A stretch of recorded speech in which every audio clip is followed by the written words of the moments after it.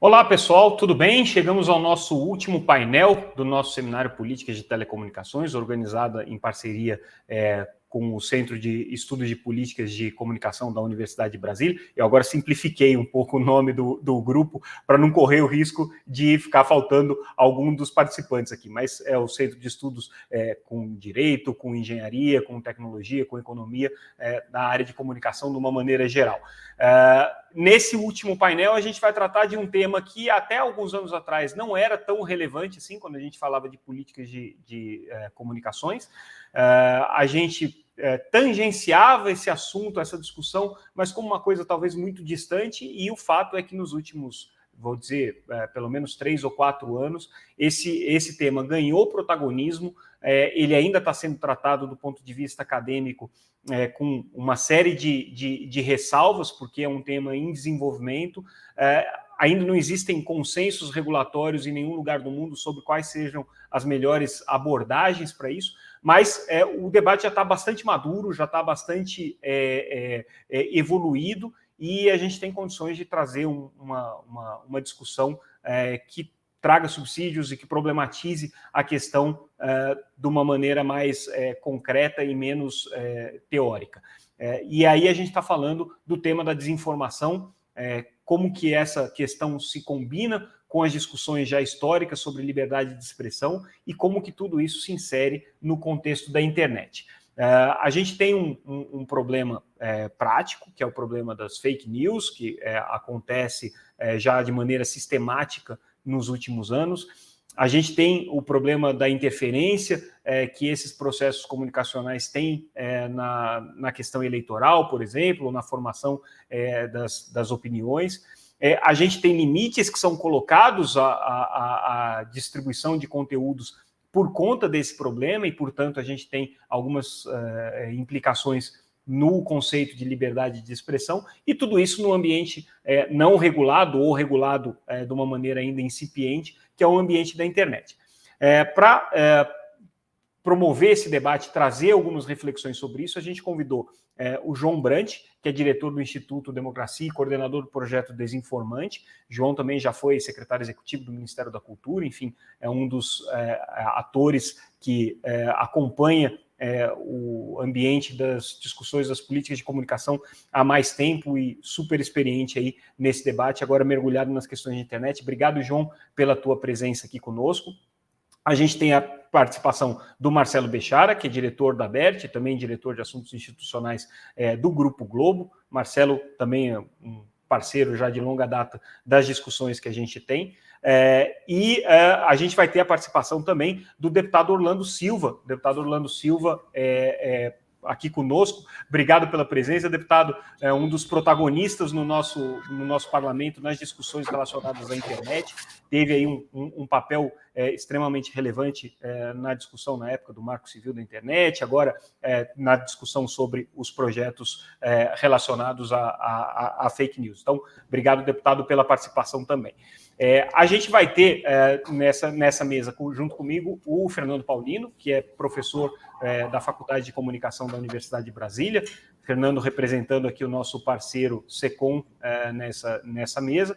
E daqui a pouquinho, acho que a gente ainda não conseguiu estabelecer a conexão com ela, a gente vai ter também a participação da Roberta Maia Agresta, que é assessora especial da presidência do TSE.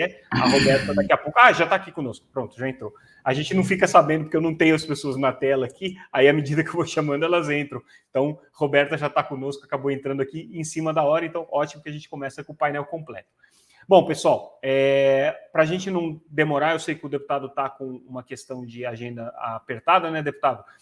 Eu vou se o senhor já tiver em condições, eu vou pedir para que o senhor comece trazendo um pouco a sua perspectiva sobre o PL 2630, que é da sua relatoria, chamado PL das fake news, mas não vamos tratar só desse assunto aqui nesse painel.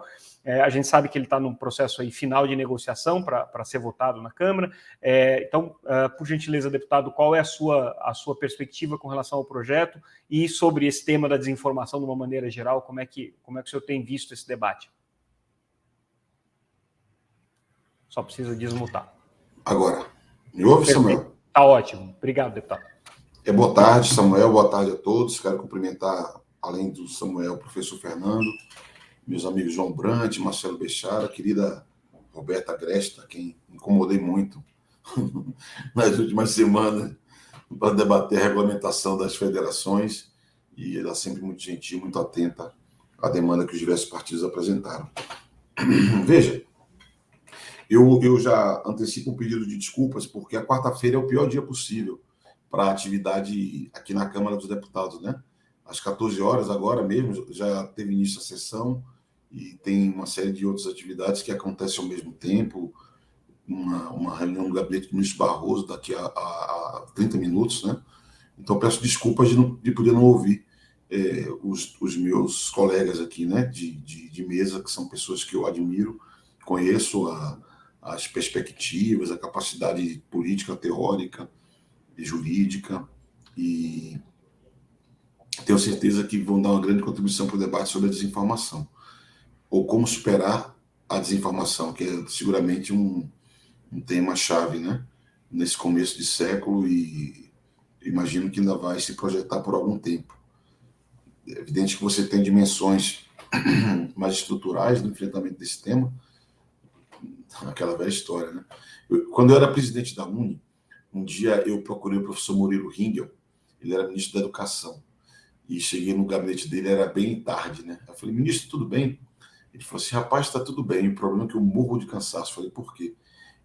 É muita gente para receber, porque todo mundo que tem uma boa ideia acha que tem que começar pela educação. Então, esse ministério aqui é um ministério que é ocupado de todos os planos que você possa imaginar. E eu me vinculo a essa ideia de que a educação é um bom ponto de partida, para que a gente possa também aqui enfrentar a desinformação. Eu sonho com um mundo em que cada pessoa terá a capacidade por si de filtrar aquelas informações que são ofertadas e, a partir daí, com a visão crítica, poder se defender. Mas eu sonho também com um mundo em que a desinformação se ancore na informação de qualidade, né?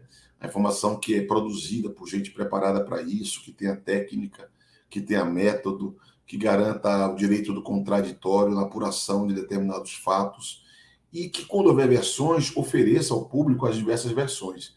Eu sou devoto, apesar dessa igreja ter cada vez menos pessoas, mas eu sou devoto do jornalismo, do bom jornalismo. Eu acredito que é possível sonhar em ter informação de qualidade, e essa é outra medida estruturante para enfrentar essa matéria. E sou devoto da perspectiva de garantir uma inclusão digital, porque como eu vivo num país, o Brasil que eu vivo, é um país em que tem muitos analfabetos funcionais, tem pessoas que têm dificuldade econômica, a inclusão digital vai permitir que as pessoas possam checar a informação, checar fontes, que hoje não dá para fazer. O que eles recebem de graça, entre aspas, não é suficiente para que ele possa conferir se aquilo que chegou até ele corresponde à verdade. Eu fiz a referência a analfabetos funcionais porque é muito grave. As pessoas recebem por áudio e vídeo coisas que, para você checar, você tem que ler, interpretar um texto. Então, a dificuldade nossa, é chegar até essas fontes e, segundo, conseguir interpretar esses textos, né, para fazer análise, fazer a checagem. Então, eu comento isso, professor Samuel, porque eu acredito que a inclusão digital, a alfabetização digital, o acesso a jornalismo e informação de boa qualidade são desafios que podem mexer com esse cenário de desinformação no Brasil. De todo modo, todos aqui acompanham, desde 2020 surgiu um debate no Gabinete Compartilhado da criação do projeto de lei pela liberdade, responsabilidade e transparência na internet. Todos recordam que a mudança de eixo da Câmara para o Senado se deu a partir de um dado debate político que foi feito no Senado acerca da vigência da LGPD, que se criou um ambiente político no Senado pró-votação de matérias que servissem ao combate ao fake news. O Senado também tinha um protagonismo grande na CPI das fake news. O senador Ângelo Coronel era um personagem muito forte daquele processo. Portanto, o Senado se converteu num espaço privilegiado para determinados debates, o que gerou a iniciativa do senador Alessandro Vieira, que é absolutamente antenada com a proposta feita pela Tabata e pelo Rigoni aqui na Câmara. O processo do Senado foi aquele, digamos assim, intenso, né, para usar uma palavra talvez comedida, foi um processo muito intenso e que gerou um projeto de lei importante. O mero fato de ser aprovado no Senado já mostra uma grande vitória. Sinaliza o quê? Sinaliza o interesse do parlamento em apreciar essa matéria. Na Câmara, nós procuramos desfazer um ataque que o Congresso Nacional sofreu enquanto a matéria tramitava no Senado Federal, de que o debate teria sido acelerado. Então, com isso, nós desaceleramos um pouco o debate na Câmara e houve uma discussão multilateral, todo mundo que tem interesse no tema participou. Então, chegamos aqui, através do grupo de trabalho, já tínhamos visto a experiência anterior de debate público, a um texto que é o texto que eu diria que é o mínimo denominador comum possível de ser produzido no ambiente da Câmara dos Deputados. Para finalizar sobre o processo, eu diria que ontem foi um dia importante, uma reunião que eu participei com o presidente Arthur Lira e diversos líderes, né? A maioria dos líderes estava presente, e o presidente Lira sinalizou: vamos votar na Câmara, você tem 2 semanas para trabalhar texto, ouvir as bancadas, ouvir os líderes da Câmara, em paralelo, ouça liderança do Senado. A nossa meta é ter, nessas 2 semanas, um texto eventualmente ajustado à luz do tempero que o debate com as bancadas pode oferecer, debate esse que já começou, e em diálogo com o Senado, porque a nossa meta é ter um pacto com o Senado. Quem recorda aqui a votação da LGPD, há de se lembrar que nós votamos a LGPD numa semana na Câmara, na outra semana no Senado. Quando há uma pactuação entre as 2 casas, tudo é muito célere. Então, o que eu desejo é que o texto que será apreciado no plenário da Câmara seja pactuado com o Senado. Nós poderíamos votar numa semana na Câmara, na seguinte no Senado, já que é um texto devolvido da Câmara Baixa do Congresso Brasileiro. Então, do ponto de vista de processo, isso está na pauta. Hoje, pode ser que apreciemos o requerimento de urgência, pode ser que seja na terça, vai depender da agenda aqui, e dos acordos de líderes, e essas 2, 3 semanas serão decisivas, e a nossa expectativa é no mês de março encerrar parte do parlamento nessa matéria. Importa, porque é um tema que eu considero urgente. Todos conhecem as polêmicas do texto que veio do Senado, né? Na minha visão, Câmara e Senado têm uma convergência grande no que diz respeito a valorizar regras, obrigações de transparência para as plataformas. Interessa a todos, na minha percepção, deveria interessar, inclusive, aos provedores, né? Aos que fornecem serviço de mensagem, aos buscadores, às redes sociais, porque transparência nunca é demais, né? Ainda mais que nós defendemos e reconhecemos que, como um negócio, todo negócio tem os seus segredos, o seu segredo industrial, o seu segredo comercial. Ninguém aqui está atrás de desvendar segredos de ninguém. Ninguém aqui pretende desmontar o negócio de ninguém. Ao contrário, nós queremos que o Brasil seja mais atraente. Aliás, nós estamos defendendo que se instalem no Brasil aqueles que tiverem disposição. Então, há uma convergência de exigir mais transparência por parte das plataformas. Vejo outras convergências, como, por exemplo, a importância do serviço de mensagem. O Senado produziu uma saída que tem controvérsia, né? A ideia da guarda por um período determinado de mensagens que foram viralizadas, que poderá dar base para eventuais a produção de prova, para apuração de denúncias de desinformação, de fake news. Foi um debate muito polêmico. Aliás, um dos protagonistas desse debate está aqui entre nós, do ponto de vista intelectual, que é o nosso professor João Brandt, né? Na Câmara, esse debate voltou, né? E foi buscada uma outra saída que tem inspiração, reconheço, em práticas já existentes, inclusive de outros serviços, como interceptação telefônica. Claro que não tem a guarda de conteúdo, né? Mas a inspiração está nesse modelo e uma saída de restrição de reencaminhamentos, que nem mexe com a arquitetura das plataformas e que olha para a experiência de uma grande empresa, que é o WhatsApp, que, diante de necessidades extremas, optou por reduzir a potencialidade de reencaminhamentos.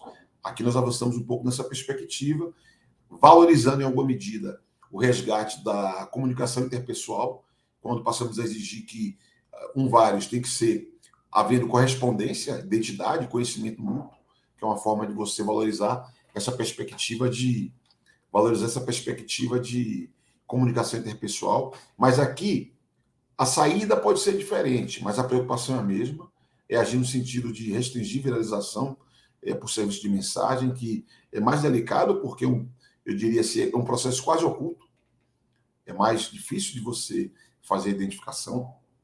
Eu considero que o tema da moderação de conteúdo é muito importante, né?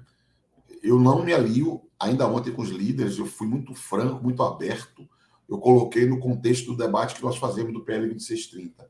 A MP rejeitada pelo Congresso Nacional e o PL apresentado pelo Poder Executivo, que está aqui, né? Está na Câmara dos Deputados, e que, na minha visão, essa perspectiva de restringir moderação a possibilidades prévias de justa causa nos termos do que foi apresentado impede, na prática, que a moderação se dê, e, na minha impressão, impedir a moderação seria passos atrás, porque, aliás, nada mais atual que debater liberdade de expressão, e sou daqueles que se filia a ideia de que a liberdade de expressão ela não é absoluta. Nenhuma garantia individual pode ser absoluta, ainda mais se entra em choque com algum interesse que seja coletivo, seja social, mas esse debate da moderação tem a ver com isso, né? As plataformas têm obrigação, na minha opinião, não é nem direito, elas têm obrigação de moderar. E nós sustentamos a ideia de que, ao fazê-lo, notifique o usuário, garanta o contraditório, permite, inclusive, reparação. Aqui houve um debate entre nós se reparação incluiria reparação pecuniária ou não, mas a ideia de reparação diante da violação de um direito de usuário é algo bastante importante, no bojo de valorizar reparação. Valorizar moderação de conteúdo. Eu acho que é algo bem, bem importante. Há uma convergência entre nós, Câmara e Senado, quanto ao esforço de prever algum mecanismo de autorregulação regulada, que aqui também é uma matéria de conhecimento de todos, é uma matéria que nós temos procurado tropicalizar, e ao tropicalizá-la, já que ela é um instituto que existe em outros países, tem um processo, né, de ajuste que está sendo feito. A gente propõe manter a ideia que veio do texto do Senado, fazendo ajustes, né? A autorregulação vale, na minha opinião, porque, em sendo regra para serviço de base tecnológica, a inovação é algo permanente. Isso pode dar mais constância à atualidade da lei, a obsolescência fica mais distante. Quando há um instituto da autorregulação, as plataformas precisam ter um compromisso ético. Veja que agora, no dia de ontem, a doutora Roberta deve falar bastante sobre isso. Muitas delas se comprometeram, né, em memorandos de entendimento com a Justiça Eleitoral, de cumprir determinados objetos. Eu, doutora Roberta, nesse instante estou estudando todos os memorandos que eu tive o privilégio de conhecer ontem, porque eu nutro a expectativa de que nós tenhamos uma experiência avançada, né? Eu refutei a primeira informação que me foi trazida de que as plataformas ofereceram meios de colaboração aquém do que havia oferecido em outros países. Eu quero crer que isso não seja verdade. E quero crer que nós temos que batalhar para que tudo que foi ofertado em outros países nós possamos trazer para o Brasil, já que nós somos uma democracia em que pese jovem, de baixa intensidade, mas uma democracia importante, de uma nação importante e que merece a mesma consideração, para usar uma palavra afetuosa, a mesma consideração por parte das plataformas que é ofertada a outros países. Então, estou sustentando a autorregulação como uma medida importante para manter a atualidade da regra. Autorregulação regulada, baseada em regras estabelecidas previamente, que são os comandos constitucionais, que são indicações egressas da lei ordinária e, eventualmente, de normas infralegais. Aqui, eu sei que parece, às vezes, que eu me sinto pregando no deserto quando converso com o Comitê Gestor da Internet. Uma das melhores experiências que nós temos no Brasil é o Comitê Gestor da Internet. Funciona, o mundo olha para a gente achando que é charmoso, que é eficiente, que é uma beleza, e eu acho muito bom. É sustentável, reúne quadros muito capazes da academia, da sociedade civil, da indústria, os governos indicam nomes excelentes. Está aqui o Marcelo Bechara, que pode testemunhar da sua vivência no Comitê Gestor da Internet. Só que, como tudo na vida, tudo precisa ser atualizado, desenvolvido, aperfeiçoado. E eu espero que a minha pregação no deserto, no sentido de valorização do Comitê Gestor da Internet, um dia ela seja parte do passado. porque como órgão multissetorial, a minha impressão, Samuel, é que o CGI poderia ajudar uma enormidade esse nosso esforço, inclusive com competência normativa infralegal, pela inteligência que tem, pela capacidade que o MIC tem. Se houver uma abertura ali, a indústria, que muitas vezes a indústria fala, não estou sendo ouvido, logo eu, que eu sou acusado de muitas coisas aqui no Congresso Nacional, mas pela primeira vez estou sendo acusado de não ouvir. Eu até fico surpreso. Mas o Comitê de Gestão da Internet poderia dar uma grande contribuição com competências infralegais, normativas infralegais. Tem um tipo penal que vocês viram, que é um tipo penal que é fechado e que pode ser aperfeiçoado. Tem a ideia de remuneração de conteúdo jornalístico indexado em buscadores, que dialoga com aquele debate que eu introduzi de medidas estruturantes. Algumas empresas falaram, mas o que é que o buscador tem a ver com combate à desinformação? Falaram, mas veja, nós não estimulamos que os buscadores sejam um caminho para que a gente cheque a informação? Já está perto, já tem um liame aqui entre nós e os buscadores desse debate, né? E como tem essa discussão da remuneração de conteúdo jornalístico, eu considero absolutamente pertinente. Tem um debate, outro, que é econômico, mas que tem diálogo também com o nosso tema. Hoje eu recebi uma comunicação da Frente Digital dizendo que vai ser contra votar requerimento de urgência e ancora o discurso em regras de publicidade, que nós só queremos que sejam as mesmas. Não estamos propondo nenhuma regra nova de publicidade, mas não queremos que o mundo online tenha privilégios que tenham impacto na economia brasileira, inclusive. Eu peço desculpa, Samuel, por ter falado mais do que eu devia. Eu estou muito entusiasmado e mobilizado para debater esse projeto de lei, que é uma alternativa, né? É muito importante que nós façamos essa pactuação. Eu queria que o professor Fernando, que é parte da nossa inteligência, o Teletime é parte dessa especialização, o Bechara, a Iabert, o João Brandt, que é, além de um excelente intelectual, antes disso ele é meu amigo, e a doutora Roberta, ficassem à disposição de colaborar, oferecer, ofertar ideias, e nós vamos seguir debatendo com os meus colegas aqui, debatendo até o último instante para que tenhamos um texto mais equilibrado e que possamos dar um passo através das leis do Brasil no sentido de combater a desinformação, colaborando com a indústria, estimulando que a indústria venha para o Brasil. Não sei se é certo ter sede, como está no texto do Senado, defendemos uma representação, mas tem que ter representação, né? Evidentemente que a lei tem que ter sanções, e as sanções não são para um aplicativo nem para uma empresa, é para quem não cumprir a lei. Como eu tenho fé de que todos cumpriram a lei, eu desejo que essas sanções fiquem longe de serem aplicadas, né? Mas se não forem aplicadas as regras, que se apliquem as sanções que valem para todos. Afinal de contas, a democracia não é participação, democracia não é direito de votar. Democracia é um lugar em que a lei vale contra todos, indistintamente. Isso também vale para o plano da indústria e da economia. Muito obrigado e bom debate para todos. Obrigado, deputado. Antes de deixar o senhor sair, só duas perguntas muito rapidinhas com relação ao que o senhor falou. Uma com relação à questão do pedido de urgência para o projeto.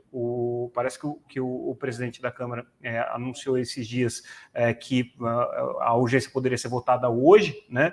Se o senhor tem alguma informação mais concreta sobre isso, se efetivamente isso vai acontecer ou não, e o senhor quer que isso aconteça, né? Já que o senhor está falando de ainda fazer alguns ajustes, promover alguns debates aí em pontos que ainda não estão bem aparados.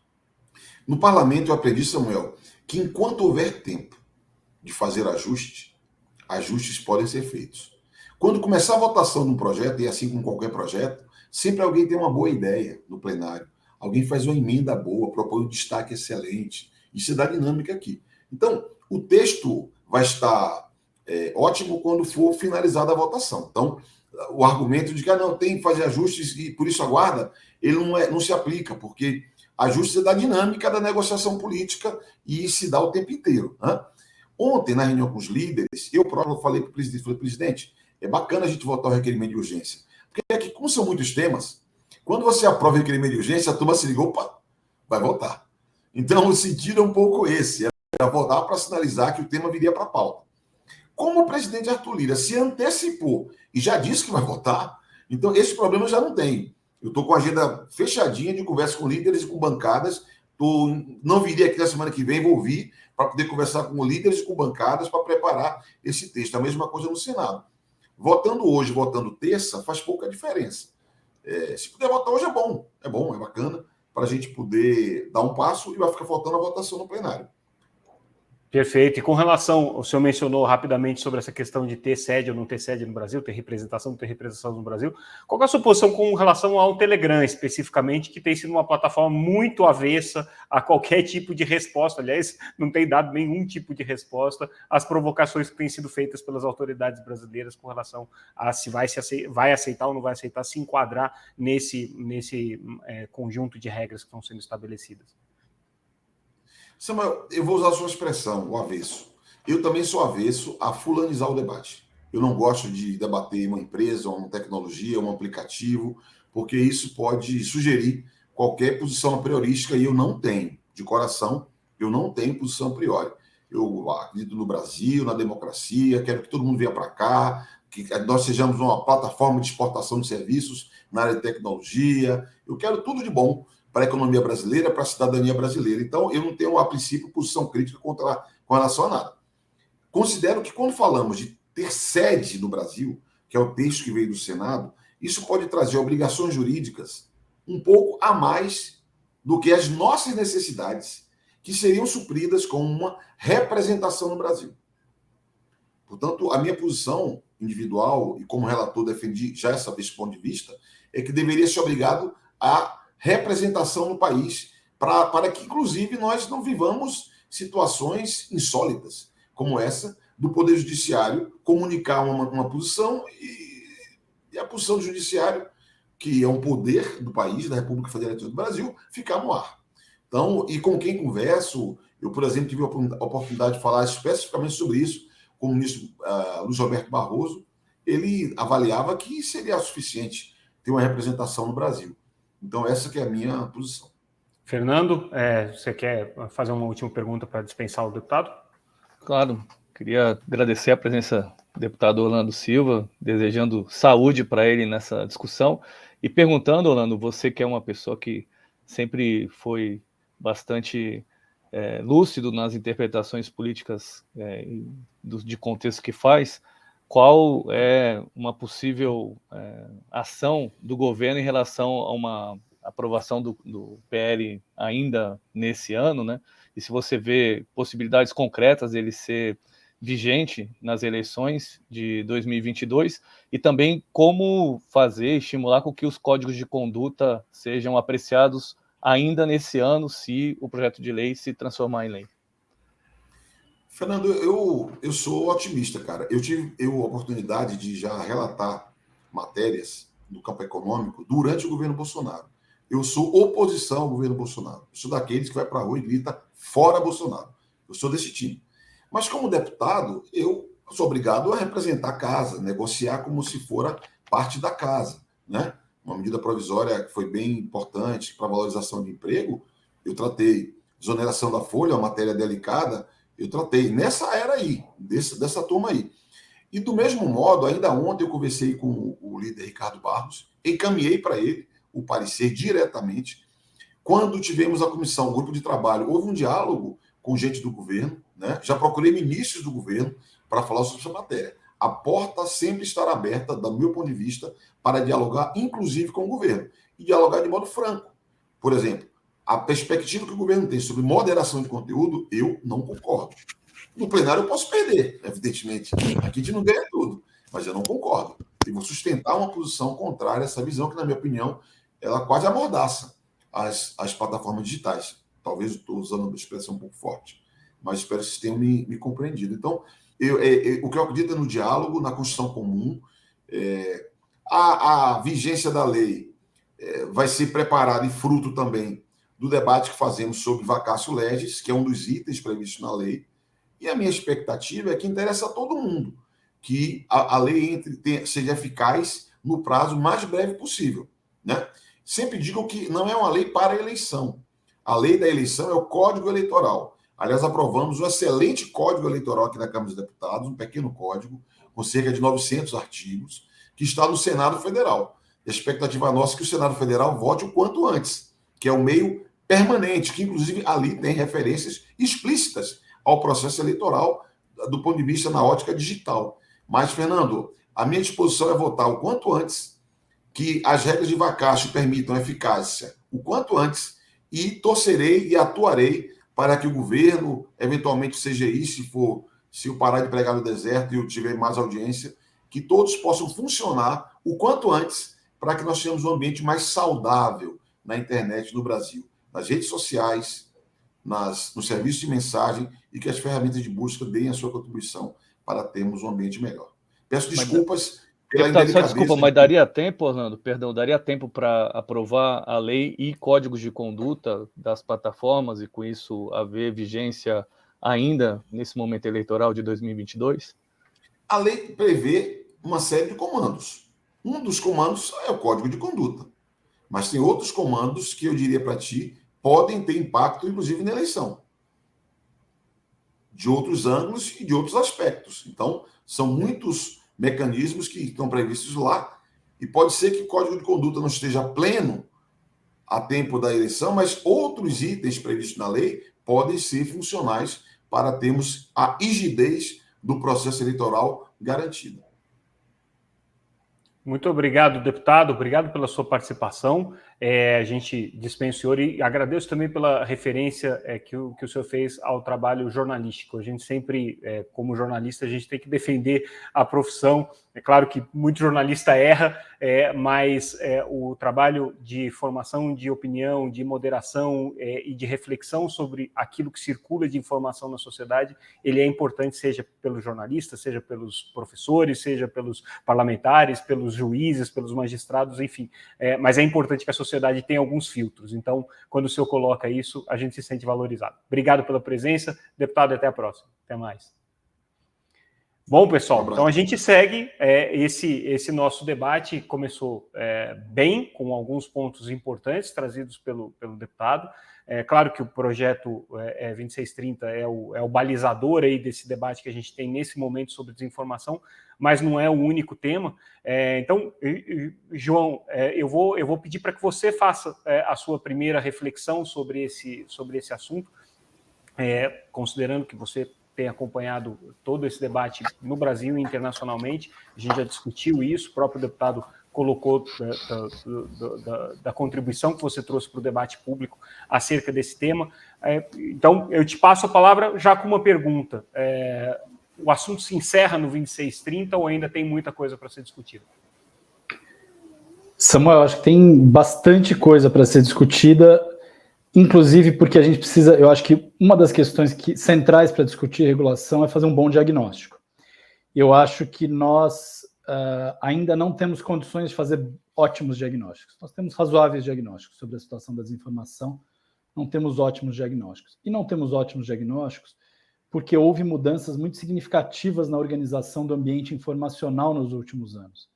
Nós estamos falando não só... Veja, se a gente tomar o que significa o empoderamento do usuário como produtor de informação, o papel dele na disseminação de informação, já que a tração do conteúdo se dá por curtidas e compartilhadas ou por encaminhadas de WhatsApp.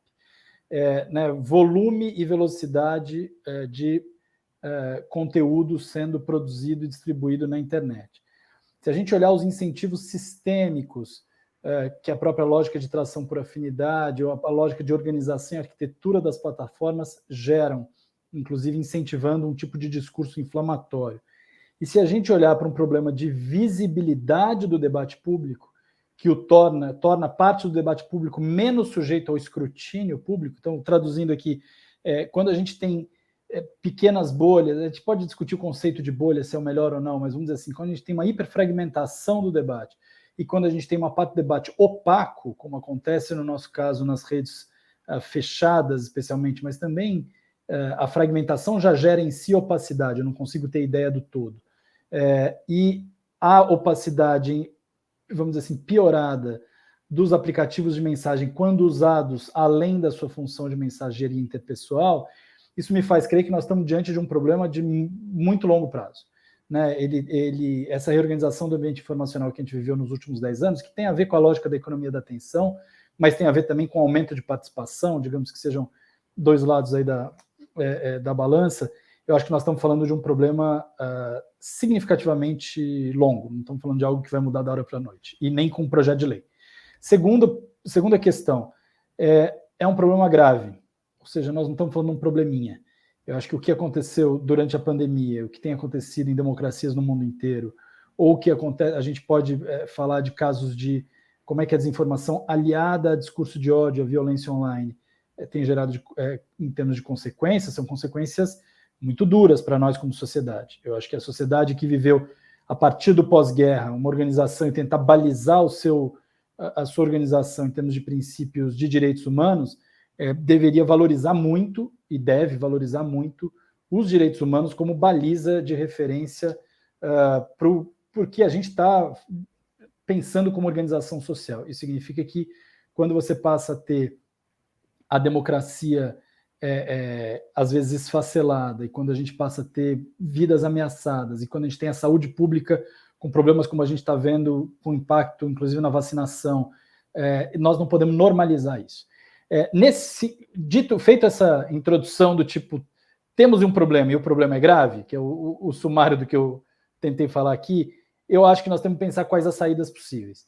E é evidente que nós estamos falando de uma combinação de saídas, não tem bala de prata, mas o fato de não ter bala de prata não deve significar que a gente deixe o tigre partir para cima de nós e seguir destroçando. Então, acho que tem uma questão aí, uma dimensão de urgência na busca de respostas que está posta em boa parte do mundo e que eu acho que tem gerado as primeiras tentativas, eu diria, mais consistentes de lidar com o problema do ponto de vista regulatório, que estão na combinação do Digital Services Act e do Digital Markets Act na Europa, com o Online Safety Bill no Reino Unido, que inclusive eu acho que é uma referência mais interessante do ponto de vista da desinformação.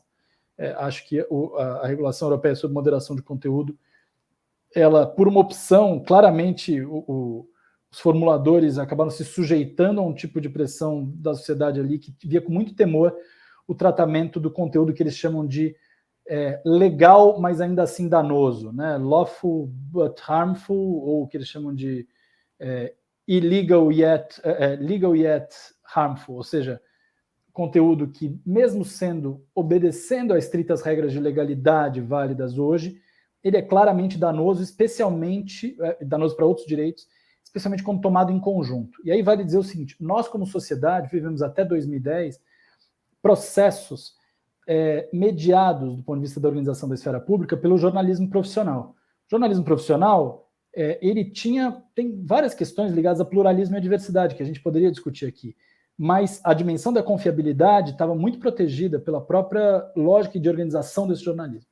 No caso, quando a gente tira o jornalismo profissional do centro da organização, desse ambiente de debate público, e as redes sociais assumem esse lugar, somem todos aqueles valores que guiavam o jornalismo profissional e passa a valer a economia da atenção, ou seja, eu quero gerar engajamento e quero gerar...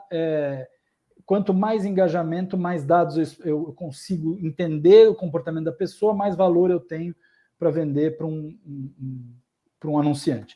Então, isso, ou seja, eu diria que o que explica o fato desse tema quem falava em fake news 6 anos atrás? Ninguém. Essa expressão talvez a gente sequer utilizasse. Desinformação era uma expressão que a gente utilizava em alguns casos. Nós estamos falando de um problema novo, fruto da mudança de arquitetura e de organização das redes sociais a partir de 2010, da década de 2010, final de 2009, 2010. Aí haveria, enfim, isso aqui para um debate acadêmico teria uma avenida. Voltando aqui para o que eu acho que é o centro da discussão, que é de política, eu diria que o 2630, o que o deputado Orlando Silva conseguiu fazer, ele chama de mínimo denominador comum, eu talvez puxasse o conceito mais da matemática do máximo denominador comum, que não é fácil, de fato, você equalizar, e mesmo assim ele está com oposição das empresas, de uma parte das empresas de provedores de serviços de aplicação, em relação, por exemplo, às regras de transparência. Elas acham que está pouco alinhado, vai além do que elas acham razoável, está pouco alinhado com outros parâmetros de outros países. Ele tentou equacionar ali algumas questões, e eu acho que o projeto tem acertos muito significativos. Ele tem um acerto de não tentar definir desinformação, ou seja, ele vai mais para a questão do comportamento e das questões estruturais do que de uma questão específica de conteúdo. Acho que isso, no momento em que você tem um debate pouco maduro, é importante. a segunda questão importante, ele dá um tratamento de organização mínima desse processo de moderação em termos de direitos dos usuários. Eu acho que o usuário está no centro, isso é fundamental. Terceiro ponto importante, ele avança na discussão do tipo penal, talvez na medida certa. A gente viu o que aconteceu, por exemplo, na CPI da pandemia. Tem 200 páginas no capítulo sobre desinformação na CPI. Eles indicam 5 núcleos que atuaram, aqui palavras minhas, como uma organização criminosa, porque é disso que ali está quase descrito, não está usada essa palavra, essa expressão. E o máximo que você consegue sugerir de indiciamento por incentivo ao descumprimento de medida sanitária, no fundo, do uso das máscaras. Isso me parece muito pouco para o que foi para os 7 grandes linhas de desinformação que foram propagadas no processo da pandemia, que geraram centenas de milhares de mortes a mais do que o Brasil precisaria ter nesse processo. Então, acho que o tipo penal, da maneira como está colocado, ele é positivo. Último ponto, a questão da responsabilidade de representação legal no Brasil. Acho que ele é fundamental, dado que, sem isso, a gente está, na prática, quase que reconhecendo que você tem essa lei para quem estiver aqui, mas quem não tiver vai seguir à margem. E isso, do ponto de vista de uma democracia, do Estado Democrático de Direito, é insustentável. Onde eu acho que o projeto falha? O projeto falha, do meu ponto de vista, e aí é uma divergência que o deputado sabe, a gente já conversou algumas vezes, na questão da mensageria privada. Acho que ele é muito tímido, e acho que ele poderia oferecer mais instrumentos de identificação de responsáveis pela circulação de mensagens consideradas ilícitas e que tenham viralizado. Acho que com esses 2 critérios aí você poderia ter uma série de critérios de cautela para que isso não invadisse a comunicação interpessoal, mas tem uma boa parte do que é feito dentro desses aplicativos que não é comunicação interpessoal, nunca quis ser e não tem por que ser tratada como tal. Então, acho que aí talvez esteja o principal buraco. Ainda assim, e com isso tento terminar, eu acho que ele, obviamente, ele é um projeto, por exemplo, muito aquém do que é o DSA, o DMA, ou do que o Online Safety Bill, porque você não tem um processo puxado por uma série de especialistas, organizado pelo Poder Executivo, com capacidade de pensar arquitetura institucional que responda às necessidades de um processo como esse, por criação de órgãos reguladores, por exemplo. Então, eu acho que esse projeto, ele aprovado, ele vai dar uma contribuição, é como se ele fizesse a gente sair do sufoco, mas fatalmente nós vamos ter que enfrentar esse tema com mais profundidade, mais densidade e espero com participação ampla para que possa se pensar soluções mais estruturais, que a gente possa fazer, digamos, fazendo uma analogia, um pouco o que a gente fez em relação com a LGPD em relação ao GDPR, que a gente possa fazer também em relação ao DSA ou DMA, tomar essas experiências europeia e britânica como uma referência para um processo de discussão que não simplesmente importe soluções, mas que parta de um sarrafo alto dos debates. Acho que é isso que eu queria trazer para a conversa. Legal. Só uma dúvida com relação ao teu raciocínio, que eu acho que já fica até como uma provocação, quando você coloca a questão da representação no Brasil, você considera isso um avanço, um ponto importante do projeto, qual que é o enforcement disso? Quem não tem representação no Brasil e comete alguma ilegalidade, bloqueia? Eu acho que no limite, sim. Eu acho que com qualquer, assim, como a ideia de que você, claro, com um limite, uma barreira de número de usuários, porque e aí o projeto tem isso, são 10 milhões de usuários, não faz sentido que você prejudique pequenos, mas se no fundo o recorte de número de usuários é um recorte que equivale um pouco, ou pelo menos é um proxy para a relevância do serviço no país. Se o país, você tem que trabalhar, eu acho que o ideal é trabalhar com sanções graduais, mas não adianta a gente também fazer um filme de ficção aqui. Você vai aplicar uma multa para alguém que sequer responde um ofício, qual o bem que ele tem aqui que você pode tentar intervir, interditar? Então, assim, no limite é bloqueio. E acho que a gente tem que poder tratar isso com naturalidade, dado que, no fundo, nós estamos falando simplesmente o seguinte, olha, qualquer empresa no mundo offline, se tentar operar da maneira como determinadas empresas operam no mundo online, iam sofrer consequências. O online não tem por que ele proteger absurdamente uma série de ilegalidades que são cometidas simplesmente porque o enforcement é difícil. O enforcement é difícil, mas é possível. É engraçado, esse tabu tá caindo, né? Alguns anos atrás, quando a gente falava de bloquear qualquer coisa na internet, era o fim do mundo, né? Acho que a dimensão só... Desculpa, Coreia do Norte. A questão da proporcionalidade precisa ser, obviamente, observada. Não, claro. E acho que, não à toa, é muito diferente a discussão do WhatsApp alguns anos atrás e a discussão do Telegram agora. A gente poderia fazer essa conversa aqui. Tem vários sentidos diferentes.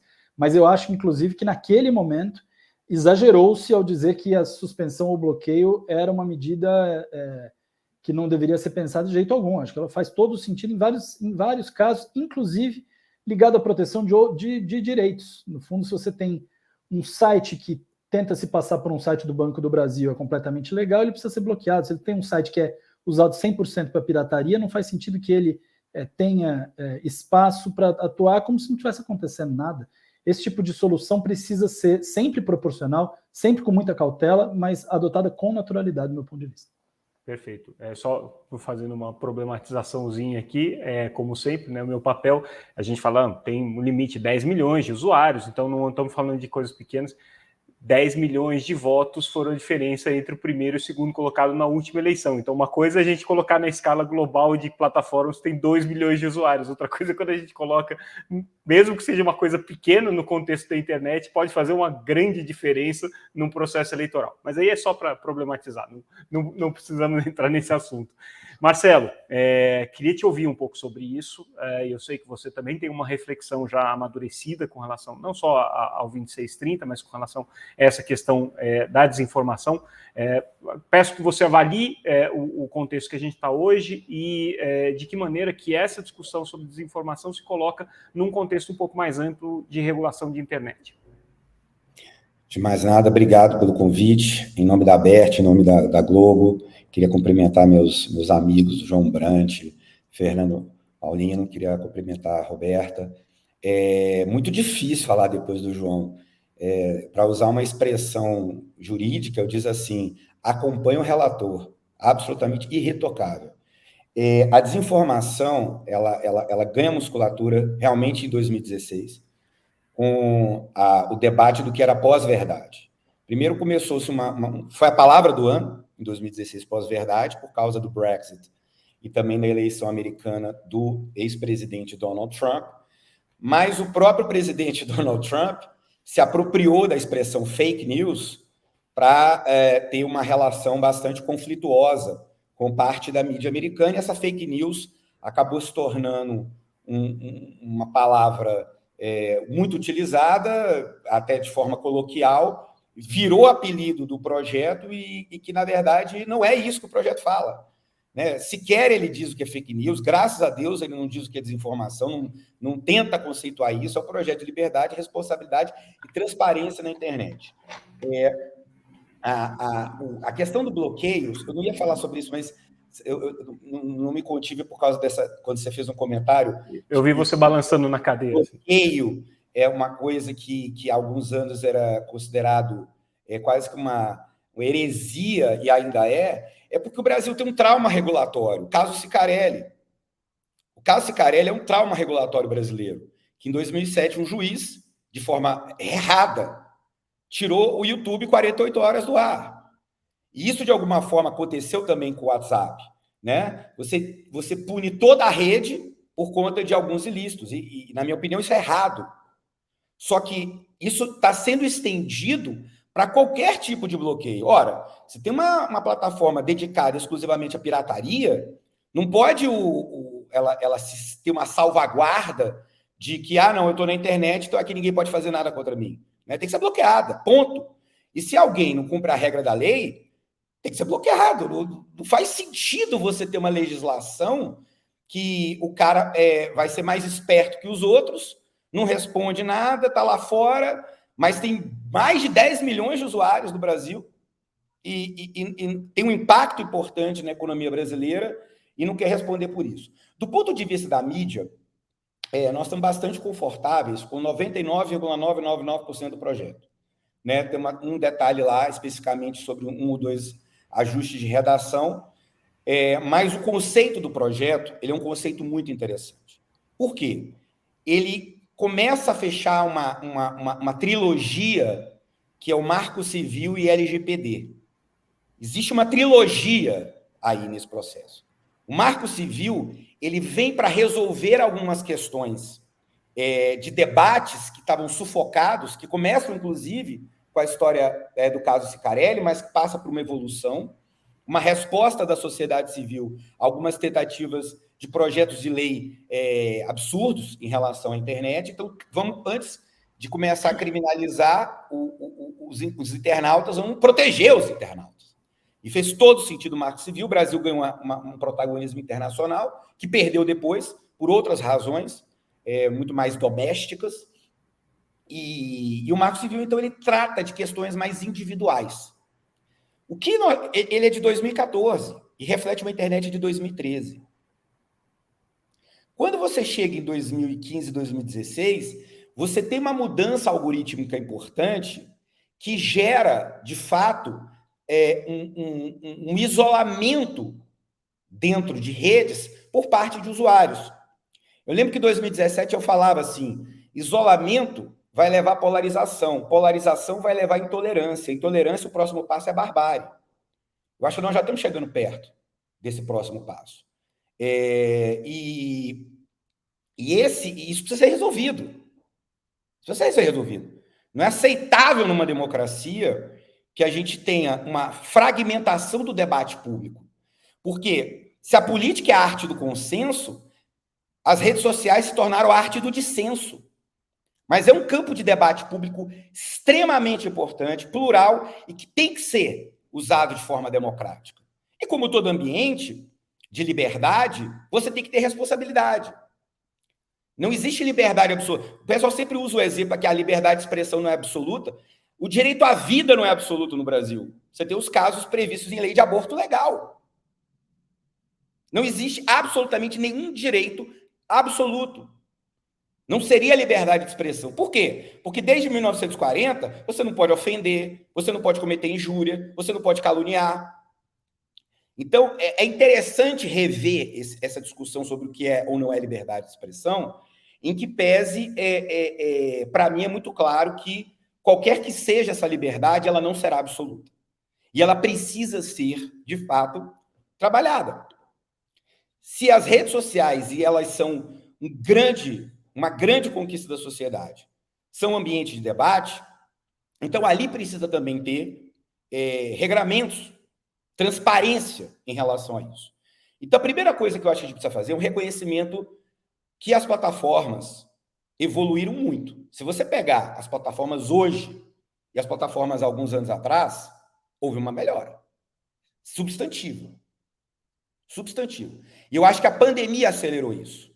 Eu estava falando, o Brasil liderou o Marco Civil da Internet em 2014, depois 2016 vem a Europa, depois 2017 vem a Oceania, agora um pouco o Reino Unido volta a liderar o debate. O que nivela o planeta? A pandemia, porque foi um efeito global.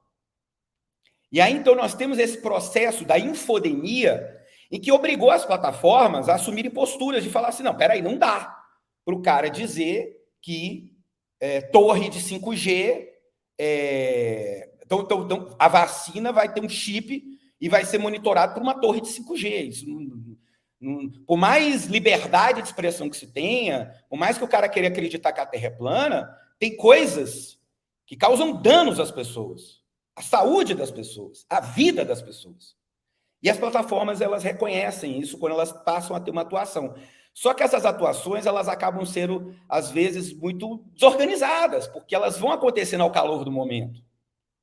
Então, comete algum excesso, dá tratamento desigual. Se o cara é um influencer X, ele recebe um tratamento Y, mas se for eu que falei a mesma coisa, vou ter o tratamento Z, vou ser banido.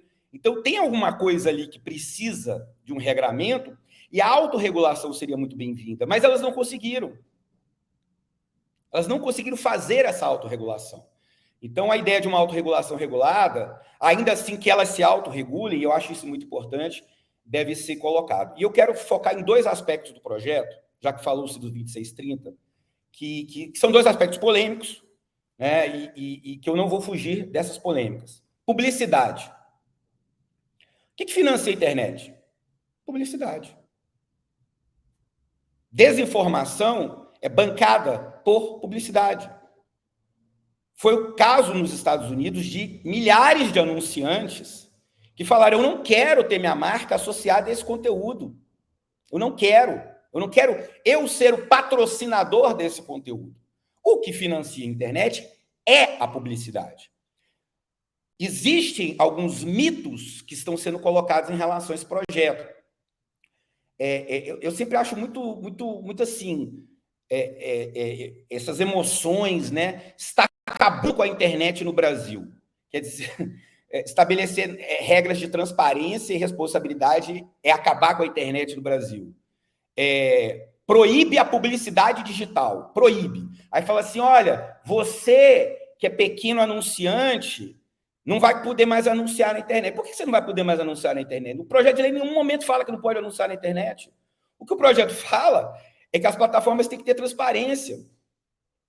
Transparência, só isso. Nada mais. Elas não vão mudar o modelo de negócio por causa do projeto. Né? A publicidade é responsável, se você pegar as principais plataformas do mundo, o grosso da receita delas é publicidade. É publicidade baseada em quê? Em dados, coleta de dados. E todo mundo conhece essa história, os dados coletados que são direcionados. Eu não tenho nada contra a mídia programática. A mídia programática não é problema, a mídia programática é solução. Ela é eficaz, ela é importante. O que precisa ter é transparência. E no caso brasileiro, mais do que isso, existe uma autorregulação, existe um modelo no Brasil bem sucedido de um regime publicitário que não é respeitado. Que precisa ser respeitado. Existe uma questão fiscal nisso. A representação no Brasil, ela tem um outro olhar também, que é você ter a certeza de que as riquezas que estão sendo geradas pelo Brasil, e que não é pouco, elas fiquem no Brasil. O parte delas fique no Brasil, que é legítimo. Não é uma questão xenófoba. O que aconteceu com a pandemia? O digital explodiu, e as economias não. Então, por isso que você começa a observar o CDE, a Europa fala, temos que ter um imposto. Por que temos que ter um imposto? Que é uma forma de você contribuir, já que teve esse crescimento, com o momento que o mundo vive. Nesse caso, é menos do que isso, é simples. É dizer, você ganha dinheiro com publicidade no Brasil em cima de brasileiro. Deixa um pouco aqui. O Estado brasileiro contribua. Esse também é um olhar que pouco se fala, né? E aí, publicidade, transparência, publicidade, política, propaganda partidária é importante. Se alguém contratou uma propaganda político-partidária para fazer um tipo de perfilhamento e direcionar porque quer alcançar determinado tipo de grupo em determinada região, é fundo partidário, é dinheiro público. Por que não pode ter transparência disso? O projeto ele tem uma riqueza importante na questão da educação midiática, acho que acerta na veia, é o longo prazo, né? A solução de longo prazo. E outro ponto polêmico é a remuneração do conteúdo jornalístico profissional. Artigo 38. O projeto ele não resolve o problema. Ele reconhece um direito. Ora, existe um conteúdo, esse conteúdo é utilizado, ele precisa ser reconhecido. O que isso tem a ver com desinformação, transparência na internet? Tudo. Absolutamente tudo. O jornalismo profissional brasileiro, seja ele através de opinião, artigos, mídia pequena, individual, grande, checadores de fato, independente da ideologia, do próprio espectro político, da linha editorial, eu não estou aqui me fechando, estou falando de toda a coleção de possibilidades do exercício da atividade jornalística profissional em todas as suas dimensões. Tem exercido um papel fundamental para despoluir esse oceano de desinformação. É justamente um grupo de emissoras e veículos de comunicação que se juntou para prestar todo dia as informações de vacinados mortos e, de alguma forma, afetados pela pandemia no Brasil. Os dados são feitos por um consórcio de veículos de imprensa. Precisa ser mais explícito do que isso, né? E o que acontece hoje é que e aí eu acho que tem a questão da ferramenta de busca, que é importante que se diga, desde mais ou menos 2019, mais ou menos, o resultado de uma busca numa ferramenta dessas, no motor de busca, é um resultado autocontido. O que significa isso? Eu faço a pesquisa e termina na primeira página. Ponto. A maioria das pessoas não entra ou não avança naquela pesquisa que fez, porque aquela primeira página já lhe dá a informação de forma resumida. Por isso que a gente chama de destino autocontido. Antigamente, do tempo da internet dos anos 90, que eu faço parte, se eu queria saber o clima, eu tinha que clicar lá no site Climatempo, Weather Channel. Hoje eu não preciso fazer isso. Hoje a resposta já está ali. Isso é uma forma de produto, e produtar um jornalismo. Você faz uma pesquisa e aparece a lead, a manchete e a foto, a imagem, em sequência. Tem um estudo da Universidade de Sydney que comprova o impacto desse tipo de informação, que eles chamam de snippet, né, na própria desinformação. E o que os países fizeram? Buscaram essa remuneração desse conteúdo. É o caso europeu, que tem uma diretiva europeia, e o caso que eu entendo melhor de todos, que é o caso australiano. Se faz uso de uma determinada informação, né, e você está coletando dados com isso e remunerando com anúncio em cima disso, remunere o produtor do conteúdo. Só para finalizar, para não me estender, só para dar um exemplo. Por que é tão importante tratar isso? Jornalismo e notícia é um conteúdo que ele se torna absolutamente consumido imediatamente. Se eu quero buscar uma música, eu vou abrir uma plataforma de streaming de música, eu vou ouvir aquela música, eu posso ouvir aquela música 1000 vezes. Um filme, várias vezes. Quantas vezes você lê a mesma notícia? Ela se consome. E se consome na primeira página. Não há um buscador. Ninguém entra no site do jornalismo, que seria, né, a ferramenta de exibição. Não é um player de streaming, como você tem no áudio ou como você tem no vídeo. Se esgota. Vai ter interesse, talvez, para historiadores, daqui a 50 anos. Mas do ponto de vista... para academia. Mas não é um produto... e se torna um produto. Inclusive colocado de forma... embaixo de anúncio. Eu acho que a gente precisa rever isso. O jornalismo profissional precisa ser valorizado, existem desertos de notícia nesse país, e, portanto, é muito bem-vindo o reconhecimento. O que o projeto faz é reconhecer e joga para uma regulamentação posterior, que aí sim eu espero que seja uma regulamentação que diga como serão basiladas as formas de remuneração desse conteúdo jornalístico profissional. Muito obrigado. Obrigado, Bechara. Eu sempre costumo dizer que boa parte dos veículos de comunicação que a gente tem hoje são balizados e geridos pelo profissional de SEO, ou seja, aquele cara que faz você aparecer bem no Google, tá? Eu tenho uma luta constante aqui dentro da minha própria empresa com relação a isso, porque ao mesmo tempo que a gente precisa valorizar a audiência, a gente não pode sucumbir às regras de SEO, e se dependesse dessas regras de SEO, a gente estava um passinho do fake news, mas enfim, por isso que a gente não segue, tá? Por isso que a nossa audiência poderia ser melhor. Mudando então agora um pouco de assunto, queria ouvir a Roberta Gresta. A Roberta é assessora da presidência do TSE, está altamente conectada com essa discussão de desinformação que a gente tem aqui, inclusive no contexto eleitoral, né, Roberta? Eu queria que você falasse um pouco sobre isso, sobre como que esse processo da desinformação afeta a legislação eleitoral, afeta o direito eleitoral, o que pode ser feito para melhorar esse contexto e, enfim, nos últimos dias a gente viu uma série de anúncios importantes nesse sentido, que não estão diretamente relacionados com 2630, mas de que maneira que esses passos que estão sendo dados aí vão contribuir para um processo eleitoral um pouco mais transparente no Brasil. Obrigada, Samuel. Quero cumprimentar você, a todos os colegas aqui da mesa. Realmente está um encontro muito rico. É muito importante a gente ter essa escuta, né, para essas perspectivas que estão sendo trazidas aqui.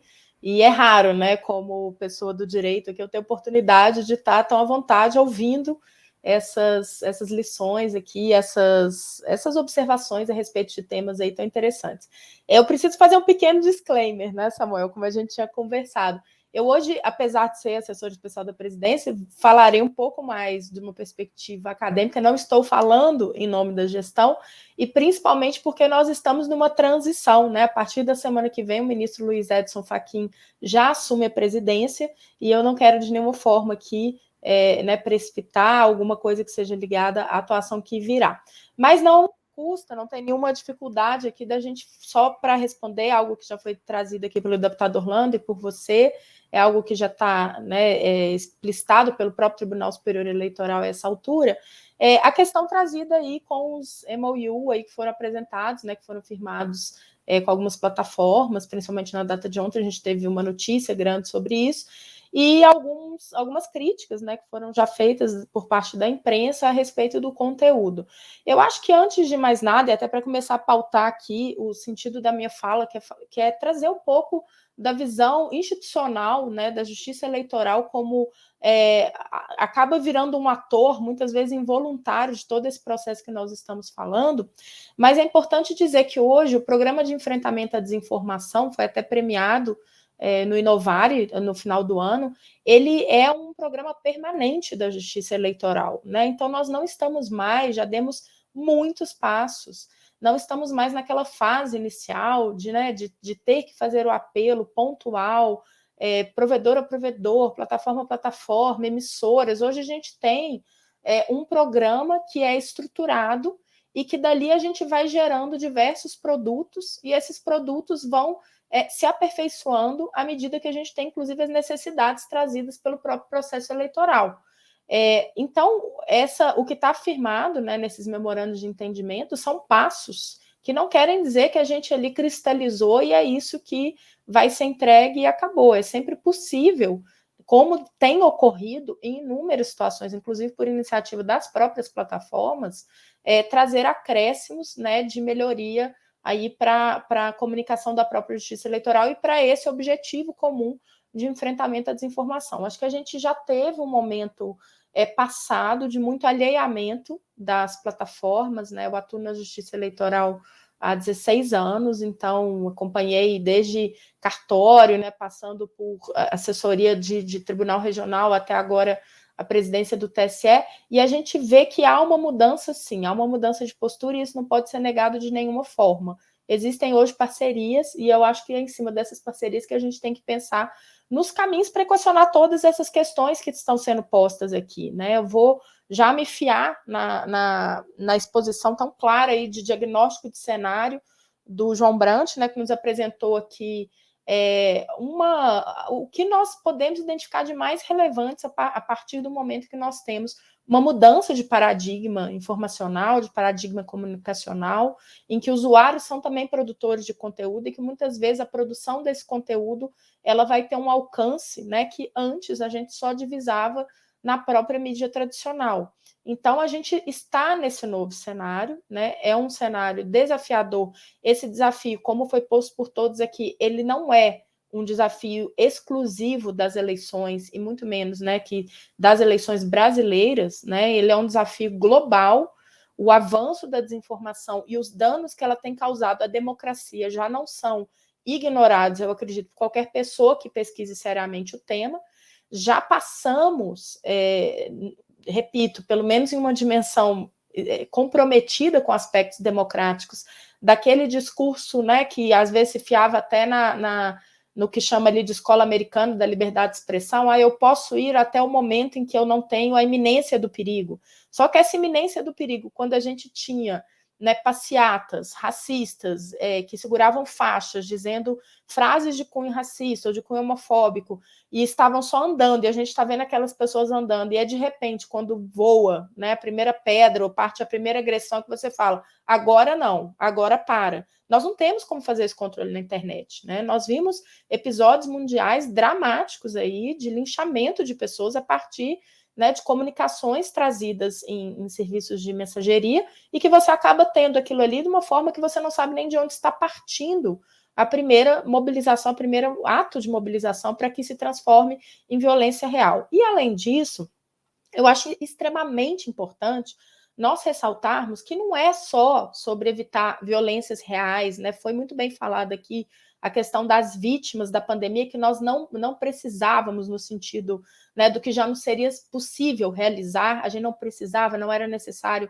ter ali centenas de milhares de mortes, mas não é só de violência real que se fala, né? Porque quando a gente fala no valor da democracia, a gente tem um aspecto muito significativo ligado ao simbólico. Então, aquilo que é simbólico e que é essa construção dos símbolos hoje para nós, que representam a democracia, quando eu tenho um esgarçamento da comunicação, uma banalização do ato de comunicar, né? E é permitido dizer qualquer coisa, de qualquer forma, sem qualquer tipo de freio, de possibilidade que você intervenha naquele conteúdo e diferencie fatos de opiniões, quando a gente vai tendo isso muito repetidamente dito, né, que o valor da liberdade de expressão acomodaria tudo isso, a gente começa a ter uma perda, né, enquanto sociedade mesmo, a gente começa a ter uma perda da capacidade de fazer a análise crítica, estabelecer os nossos processos cognitivos, e isso impacta em perda de símbolos importantes, né? Como nós temos visto exatamente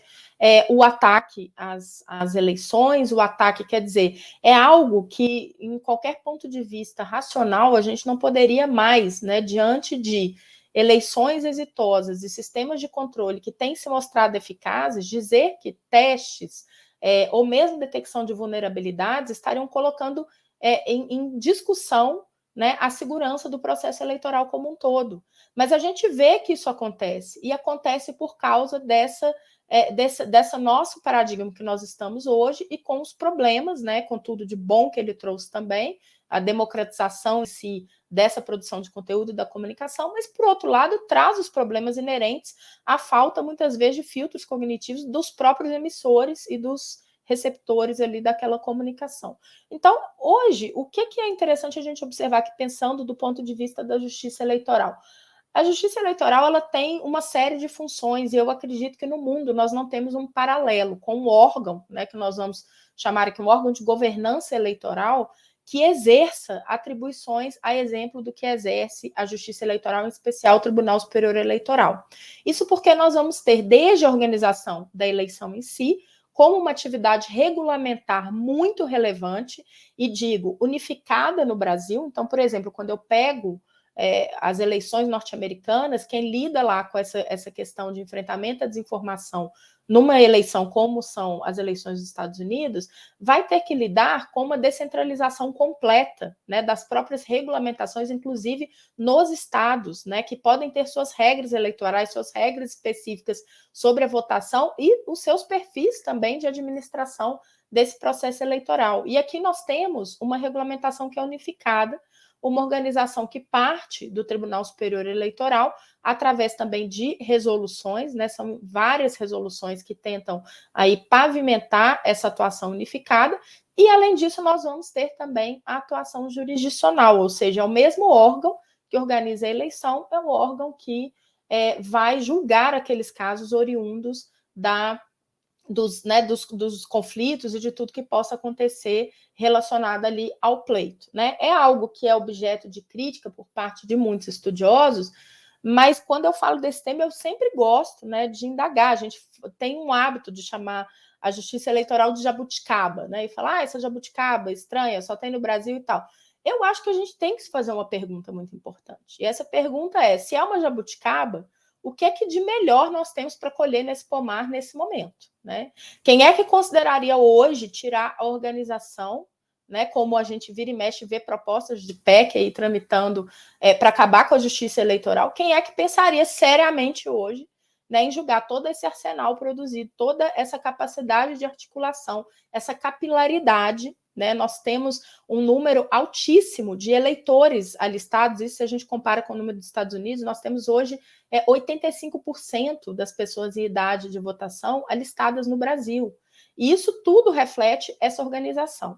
Bom, falando aqui diretamente do tema, né, do impacto da desinformação, o grande desafio, então, da justiça eleitoral, ele tem sido enfrentado tanto nessa parte, né, de buscar essas parcerias como órgão de governança eleitoral, tem sido buscado nas suas resoluções. Então, por exemplo, antes de nós termos essas discussões muito específicas na lei, a própria resolução de propaganda, lá em 2019, já tinha deixado claro, né, que o comportamento ali de disparo em massa, né, que seria classificado como um comportamento ilícito para fins eleitorais, ele poderia acarretar a punição, né, do candidato ou de quem propaga esse tipo de publicidade pela forma. O que é um elemento interessante para nós pensarmos aqui, porque a gente sempre vai, nas discussões como estamos aqui, pensar no conteúdo. Mas eu acho que o grande desafio que a gente tem é cuidar para que, a partir de indicativo da possibilidade de se intervir em conteúdo, a gente não comece, né? Hoje podemos estar todos aqui mobilizados por ideais democráticos, mas pode ser que amanhã não seja esse tipo de visão que vai orientar a aplicação dessa lei. Então, daí a sensibilidade de pensarmos, e eu não estou aqui discordando de nenhuma das falas que me precederam, o problema é grave e em algum momento a gente vai ter que ter um endereçamento grave disso, mas é também sutil a gente pensar essa operacionalização a partir, né, de indagar quem é que vai ter, então, o poder de decidir que esse conteúdo fica, esse conteúdo sai. E como vai ser feito o adentramento aí a esse conteúdo. Hoje nós temos, na jurisprudência do TSE, 2 casos muito importantes, são paradigmáticos, se referem a feitos julgados das eleições de 2018, mas o mais importante que eles têm são as teses que foram apresentadas e que aí já começam, talvez, a indicar como é que pode ser feita essa atuação do ponto de vista jurisdicional, ou seja, daquele momento em que já há condutas praticadas e essas condutas vão ser analisadas ali na sua aptidão ou não de ferir as eleições. Um desses casos foram as AGEs que, embora julgada improcedentes, né, contra a chapa Bolsonaro e Mourão, dali se extraiu uma tese muito relevante, a de que, e essa é uma virada aí que nós damos, um passo claro nesse novo paradigma de comunicação, dizer que o uso indevido de meios de comunicação, que tradicionalmente se refere aos meios clássicos, né, jornal, revista, rádio, TV, ele também se refere à internet e às redes sociais, porque até então parava, de certa forma, aquele discurso, não, a internet ela é como o telefone. O telefone não é um meio de comunicação no sentido, né, daquele no ambiente no qual se comete um ilícito eleitoral. E nós estamos aqui, não preciso repetir, gastar tempo com isso, sabendo que estamos falando de coisa totalmente diversa, né? Ao pensarmos a internet hoje, ela não é um telefone, ela né, tem em si essa potência dessa vida virtual aí que nós levamos hoje, e é preciso tratá-la com essa mesma responsabilidade. Então, esse é um paradigma importante estabelecido. É possível praticar o uso indevido de meios de comunicação por meio da utilização de serviços de mensageria, de internet em geral e das próprias plataformas. Em segundo lugar, é importante dizer também que, para a maioria do tribunal, ficou assinalado naquela ação que as práticas que estavam sendo imputadas à difusão de desinformação foram, sim, consideradas, em tese, graves.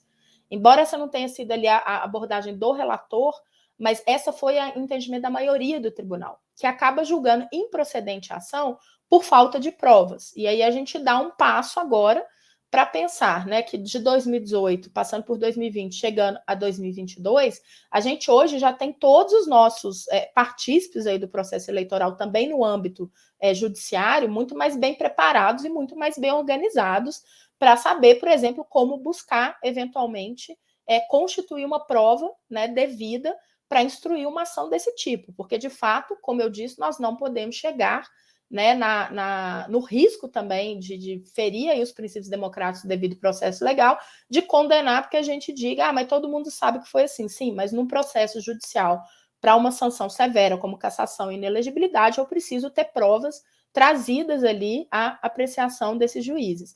E o outro elemento que teve muito importante, esse sim como a condenação, né, prova claríssima ali, foi a do deputado Francisquini, que já após ali, né, momentos pós, no dia da eleição, faz uma live e por meio dessa live divulga uma série de desinformações notórias, né, a respeito do processo eleitoral, ao ponto de dizer ele, um delegado, né, alguém com conhecimento para entender o que é uma busca e apreensão, equiparar a situação em que a gente tem, normalmente, né, falha do mecanismo da urna, e você faz a substituição, um processo de contingência absolutamente normal, substituição do maquinário que não afeta nada os votos, e ele falar que tinham sido apreendidas urnas fraudadas pela própria Justiça Eleitoral.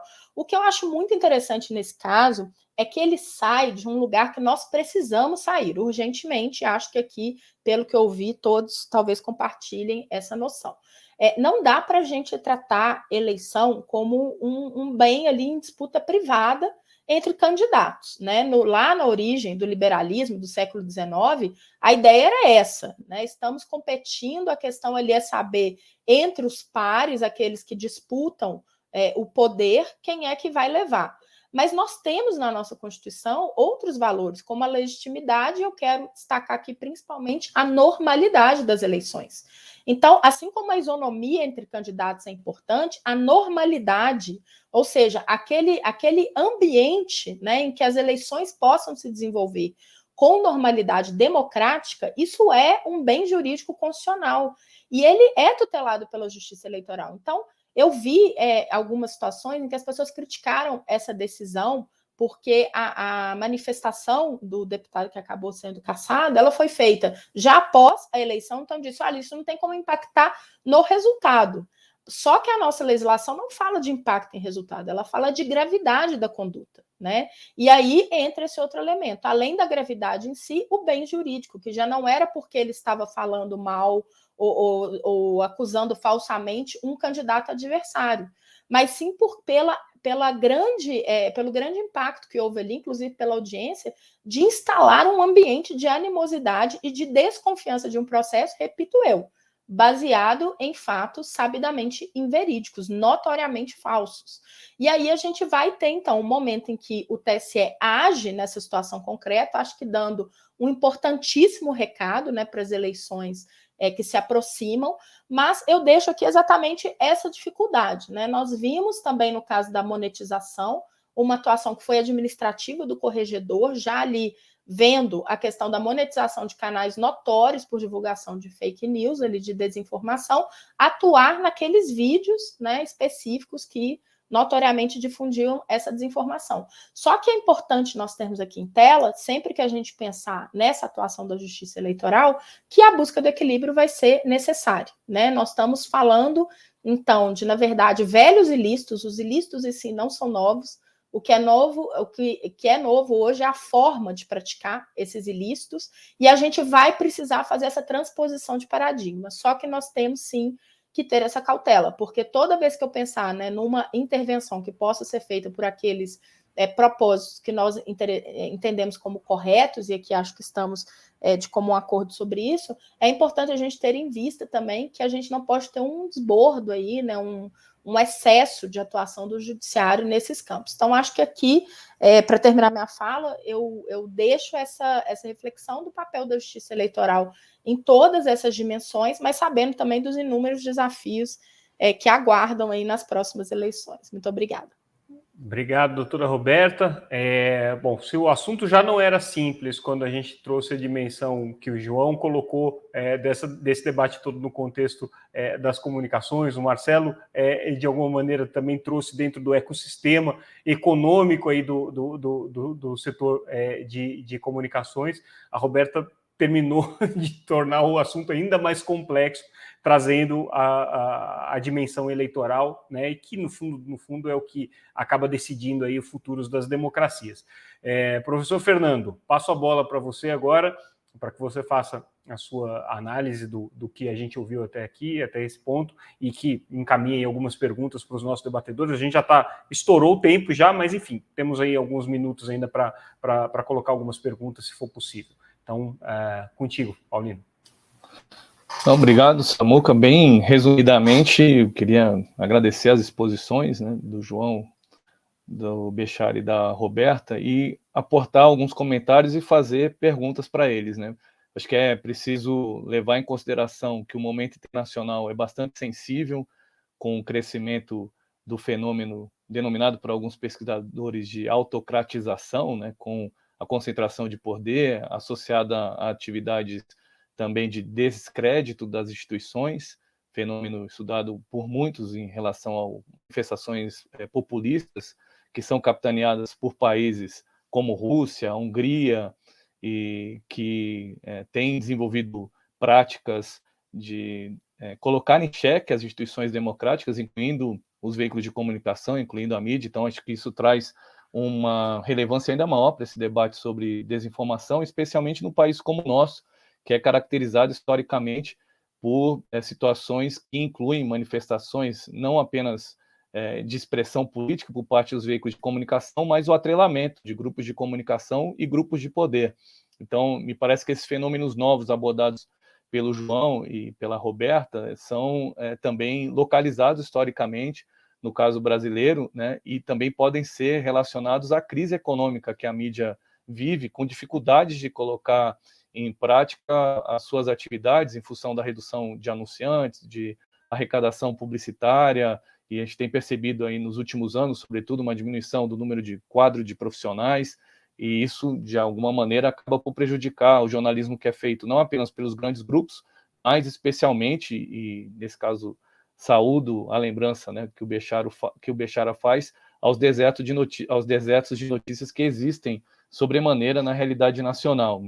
Que também é importante levar em conta que nesse ano de 2022 já começam a surgir algumas situações que merecem nossa atenção, né? Seja porque o conceito de desinformação, para alguns especialistas, é uma tradução de um termo russo associado à contra-informação, a manifestações de interesses partidários, e não é à toa, né, uma preocupação, especialmente no dia de hoje, em relação à viagem que o presidente da República faz a esse país e os efeitos dela no cenário eleitoral. E também acho que é importante mencionar aqui, Roberto, essa situação que envolve a recusa do general Azevedo e Silva de atuar como diretor-geral do TSE, né, que também acho que é um movimento a ser acompanhado.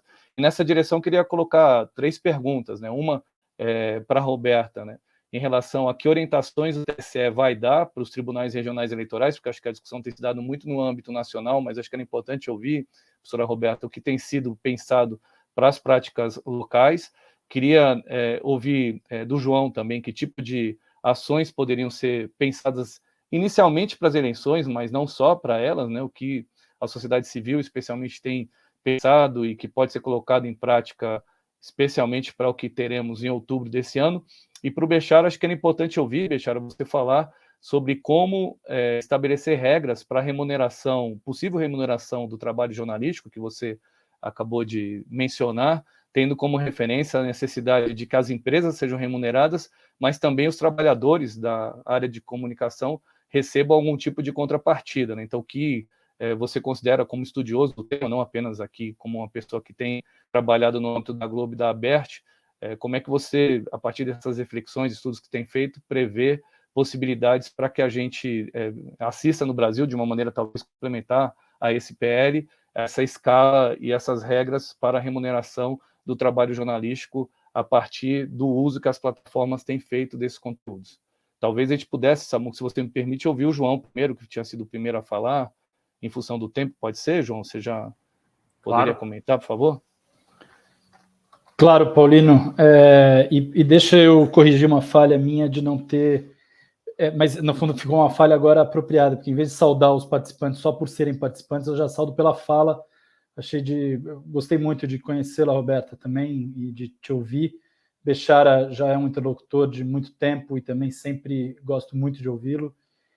Então, oportunidade incrível de estar aqui com vocês. Eu vou diretamente para a tua pergunta sobre a questão de ações possíveis da sociedade civil. Eu acho que tem um conjunto de ações de monitoramento que precisam ser feitos, e aí monitoramento sobre o processo eleitoral, sobre a ação das plataformas, sobre a ação dos TREs, TSEs, etc. Acho que tem um trabalho importante de discussão, inclusive neste momento, de como que essas teses que foram trazidas pela Roberta a partir dos casos do Francisquini e do julgamento da AEG contra a chapa Bolsonaro-Mourão, é preciso constituir debates daqui até o processo eleitoral, inclusive para pensar sua aplicação. Eu acho que aí é uma tarefa nada trivial, mas a hora que você olha, por exemplo, os critérios colocados pelo ministro Salomão, o relator da AGE Bolsonaro Mourão para consideração e para caracterização de uso indevido de comunicação a partir da distribuição de fake news em massa, se não me engano, né? Fala-se de distribuição em massa, são critérios interessantes, mas, do meu ponto de vista, se a produção de provas, se for indispensável a produção de provas daqueles 5 elementos e atributos ali, nós vamos ter uma dificuldade, de novo, de produzir provas. E nós tivemos o próprio tribunal negando aos partidos o direito de produzir provas, em alguns casos, nessa ação. Então, eu acho que essa discussão ela é uma discussão difícil, técnica, mas eu acho que ela precisa ser feita também. Finalmente, eu acho que tem um processo aí de o acompanhamento, quando eu falo de monitoramento, o acompanhamento da ação das plataformas é um acompanhamento que precisa vir em forma de cobrança.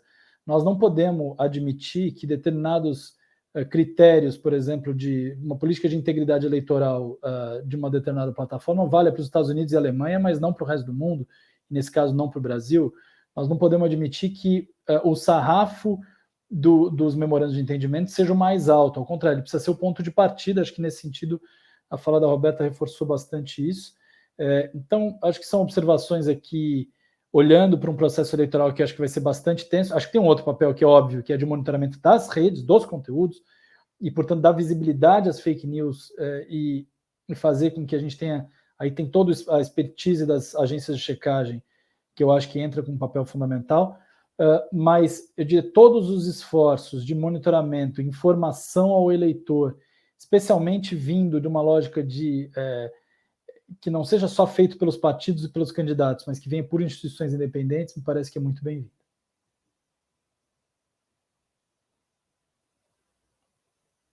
Marcelo?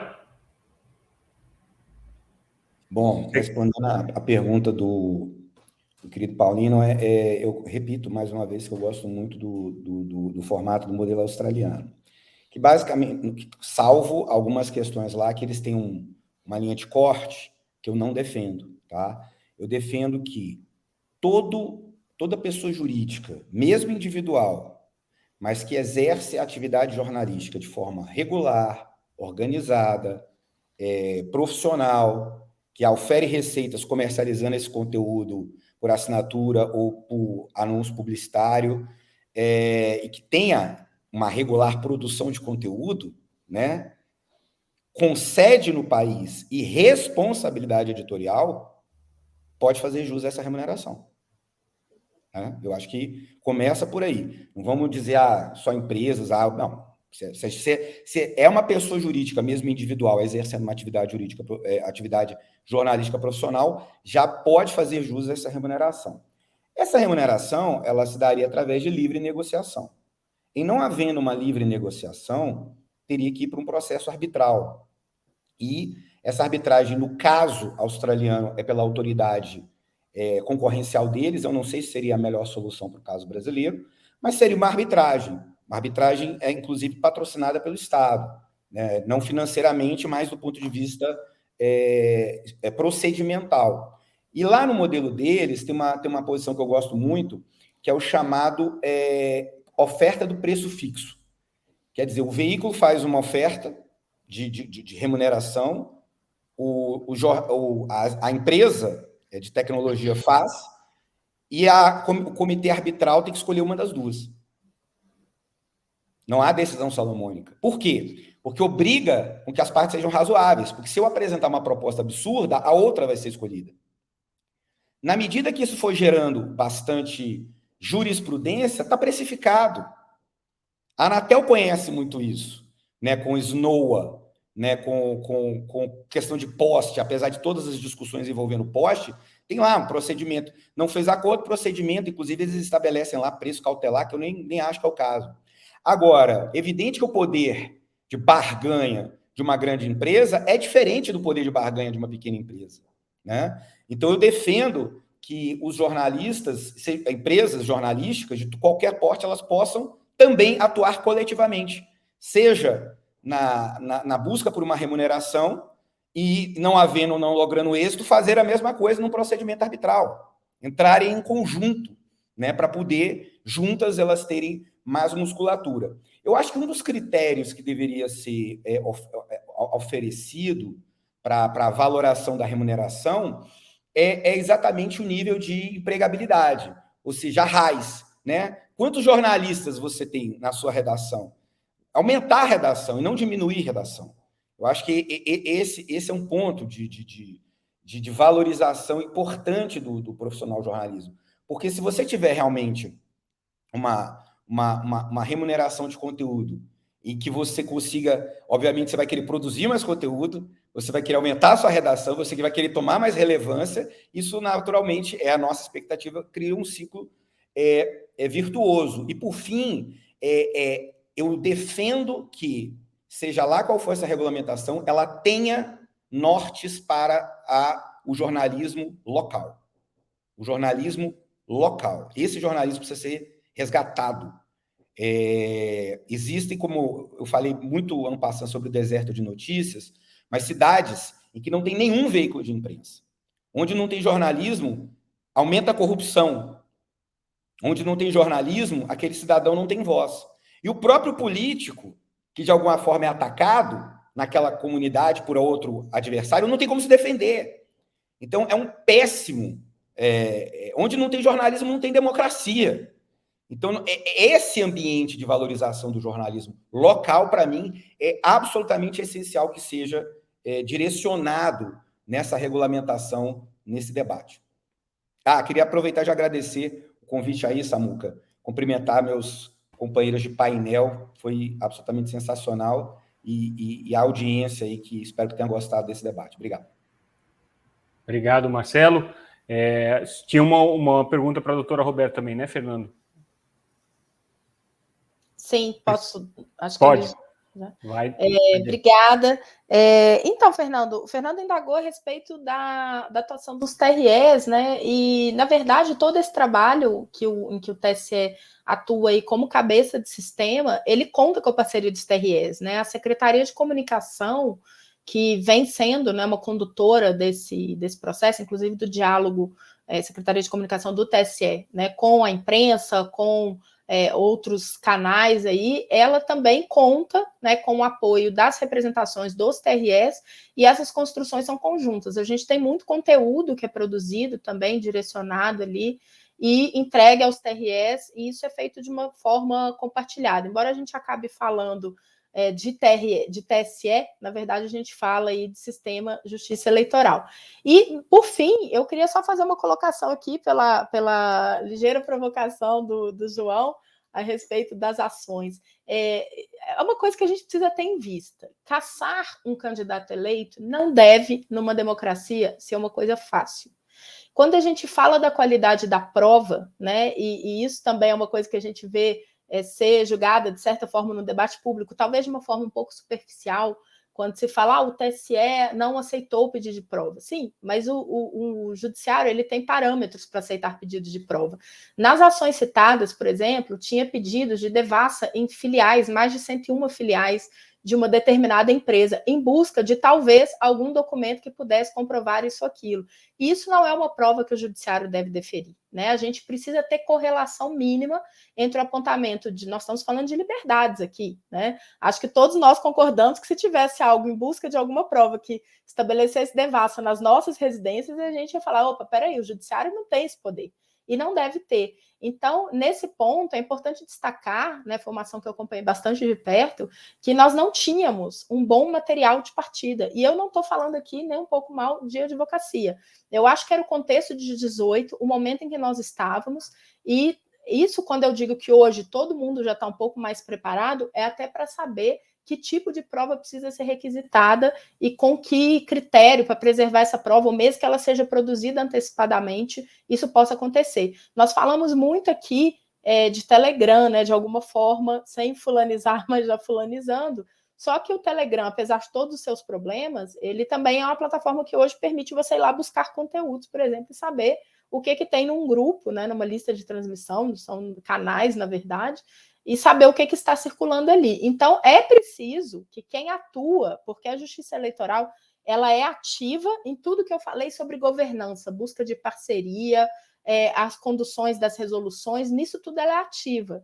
mas ela não é ativa na função jurisdicional, ela não deve ser, esse é o nosso princípio basilar do Estado Democrático de Direito. Ela precisa receber as demandas e, nesse ponto, dar respostas à medida do que ela seja provocada. Então, por isso, a gente precisa trazer mais e mais esses atores, Ministério Público, os demais partidos, né, os órgãos legitimados e a imprensa nisso tem cumprido um papel importantíssimo também, para que a gente possa ter desdobramentos. Eu até cito aqui uma ação específica em que a prova foi reaberta aí para produção, que foi aquele do hackeamento daquele grupo que chamava Mulheres contra Bolsonaro, né? E uma questão ali é que a prova pedida ela é uma prova bem requerida, né? Uma prova que diz respeito a estabelecer, descobrir quem fez o hackeamento, né? Ela tem a dificuldade técnica, mas tentar estabelecer uma conexão ou não a partir do momento que se descubra essa informação. Então, isso é um percurso de prova. Eu sei que não é simples, mas a gente precisa dizer também que não pode ser simples. Nós já somos um dos países que mais caça, né? Nós temos aí uma média em eleições municipais como se fosse de uma cassação espalhado aí a cada 3 dias. Então, assim, nós não podemos trabalhar com essa lógica também. Então, não é só uma questão da punição ser de alguma forma banalizada. Eu acho que ela precisa ser muito criteriosa, né? Assim como tudo que nós falamos aqui precisa ser criterioso, mas fazendo essa separação de onde a justiça eleitoral atua, né, e busca ativamente soluções e onde ela aguarda também ser provocada devidamente pelos legitimados. Obrigada. Pronto, achei o botãozinho de desmutar. Às vezes ele fica embaixo aqui da minha janela, eu não consigo apertar ele. Obrigado, Roberta. Fernando, da tua parte, encerramos aqui. Tem alguma questão que você queira colocar ainda com base nas respostas que foram levantadas ou está satisfeito? Agora você... Sim, satisfeito e queria... Está me ouvindo agora, Samuca? Está chegando sim. Aí o som?